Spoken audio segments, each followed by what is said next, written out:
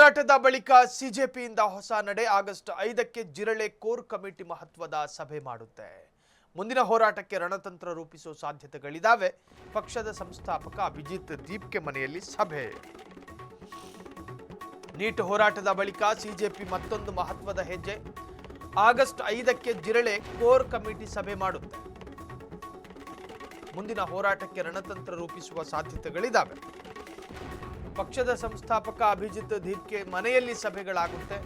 ಮುಂದಿನ ಅಜೆಂಡಾ ಹೋರಾಟಗಳ ಕುರಿತು ಚರ್ಚೆಗಳಾಗ್ತವೆ. ಸಭೆಯಲ್ಲಿ ಭಾಗಿಯಾಗಲಿರುವ ಸಿಜೆಪಿಯ ಕಾರ್ಯಕರ್ತರು. ಮತ್ತೊಂದು ಕಡೆ ಇವತ್ತು ಸುಪ್ರೀಂನಲ್ಲಿ ನಿರ್ಣಾಯಕ ವಿಚಾರಣೆಯೂ ಕೂಡ ನಡೆಯಲಿದೆ.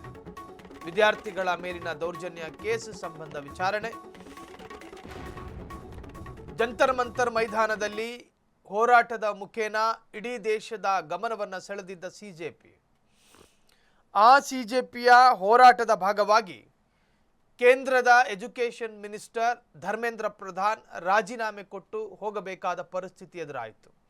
ಅದಾದ ನಂತರ ಕಾಕ್ರೋಚ್ ಜನತಾ ಪಾರ್ಟಿ ದೇಶದಲ್ಲಿ ಇನ್ಯಾವ ಹೋರಾಟಗಳನ್ನು ಕೂಡ ಮಾಡುವುದಿಲ್ವಾ, ಜಂತರ್ ಮಂತರ್ನಿಂದ ಹೊರ ಹೋಗಿರುವ ಅಥವಾ ಮನೆಗೆ ಹೋಗಿರುವ ಎಲ್ಲ ಹೋರಾಟ ಮತ್ತು ಪ್ರತಿಭಟನಾಕಾರರು ಇನ್ನು ಮುಂದೆ ಯಾವ ಪ್ರತಿಭಟನೆಯಲ್ಲೂ ಕೂಡ ಭಾಗಿಯಾಗೋದಿಲ್ವಾ, ಲಾಠಿ ತಿಂದ ನಂತರ ಸಿಜೆಪಿಯ ಕಾರ್ಯಕರ್ತರು ಮೌನರಾಗಿದ್ರಾ ಅಥವಾ ಮೌನರಾಗಿದ್ದಾರಾ ಎನ್ನುವಂಥ ಪ್ರಶ್ನೆಗಳು ಕಾಡ್ತಾ ಇತ್ತು.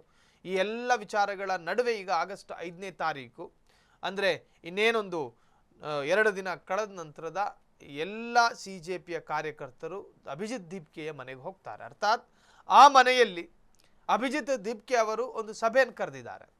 ಕೋರ್ ಕಮಿಟಿ ಸಭೆ, ಸ್ಥಳೀಯ ಕ್ಯಾಡರ್ಗಳ ಜೊತೆಗೆ ಮಾಡುವಂತಹ ಸಭೆ. ಆ ಸಭೆಯಲ್ಲಿ ಮುಂದಿನ ಕಾರ್ಯ, ಮುಂದಿನ ನಡೆ, ಮುಂದೆ ಏನು ಮಾಡಬೇಕು, ಧರ್ಮೇಂದ್ರ ಪ್ರಧಾನರನ್ನ ರಾಜೀನಾಮೆ ಕೇಳಾಯಿತು, ಇನ್ನು ಮುಂದೆ ಯಾರ್ದು ರಾಜೀನಾಮೆ ಕೇಳೋದು, ದೇಶದ ಯಾವ ಅವ್ಯವಸ್ಥೆಯ ವಿರುದ್ಧ ಮಾತನಾಡೋದು, ಅಕ್ರಮದ ವಿರುದ್ಧ ಮಾತನಾಡೋದಾ, ಭ್ರಷ್ಟಾಚಾರದ ವಿರುದ್ಧ ಮಾತನಾಡೋದಾ, ಇವೆಲ್ಲವೂ ಕೂಡ ಸಿಜೆಪಿಯ ಮುಂದೆ ಇರತಕ್ಕಂಥ ವಿಚಾರಗಳು.